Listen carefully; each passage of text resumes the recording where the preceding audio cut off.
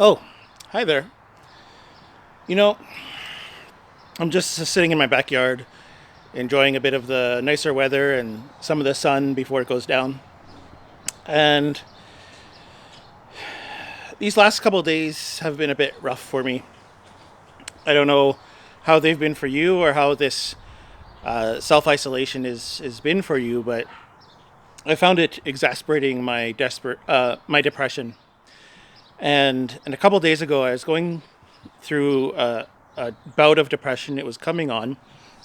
It wasn't too bad, and the way it works for me is feelings of oppressiveness, like a dark cloud hangs over my head, and I get these really fatalistic thoughts in my mind, and I know they're not true, but they're hard to combat, and so I found myself praying, and I wanted to combat the lies with the truth, and so I remembered Jesus is the one who gives living water, and I pictured him pouring out living water onto me.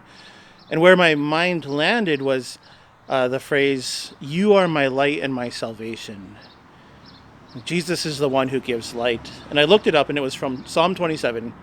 You are my light and my salvation, my refuge in whom I trust. And I just made that my prayer over and over, looking up to Jesus in my mind's eye, saying, "You are my light and my salvation," and picturing His light, just as the sun is shining on me now, picturing His light coming into me.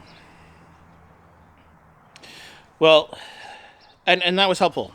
It was good.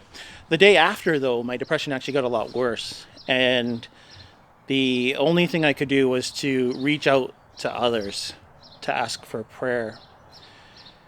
I don't know how this isolation is affecting you, but I want to encourage you during this time that it's okay to feel down.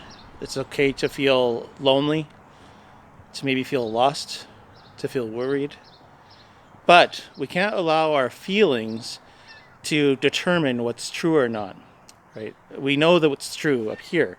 So we need to cling on to that, cling on to Jesus and His truth in this time. And when we need to, it's okay to reach out to others for prayer. Now, maybe on the flip side of things, you're feeling so overwhelmed and so busy that you don't have a moment even to think to yourself. You're working nonstop. Your spouse is working nonstop. Maybe you have kids that you have to teach at home on and help them with their online curriculum on top of your own job. And it's just like you have no moment to rest for yourself.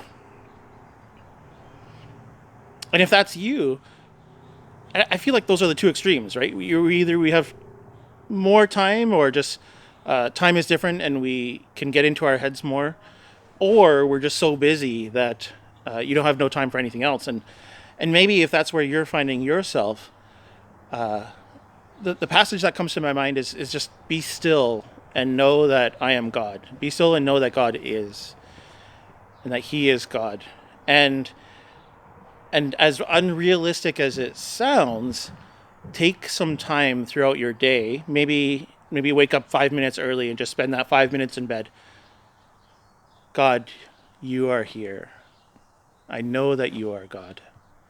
Or maybe like at the end of the day, as you're getting into bed, just spend a couple minutes before you go to sleep. You know, you've put your book away, or you've put your phone or iPad down, and just spend a couple minutes in God's presence. God, you are here. Thank you. Or even better, maybe between rushed bites of lunch, even while you're eating, just eat slower, calm your mind, calm your heart, and say, God, you're here.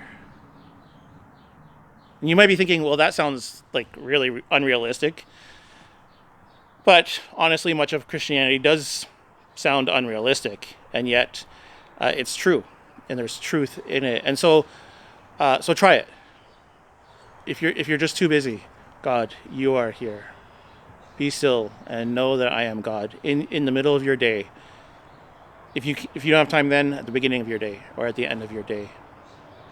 God is there. He's working in your life, through your life. He's working in the lives of your spouse, your kids. He's there, but just take that moment to acknowledge his presence, to slow things down and acknowledge him. And if you're going on the other side and you're struggling with your mental health, God is still there. But remind yourself of the truths of who he is, his goodness, his love, his gift of living waters, his gift of life, his light which brings light into the darkness. You are my light and my salvation.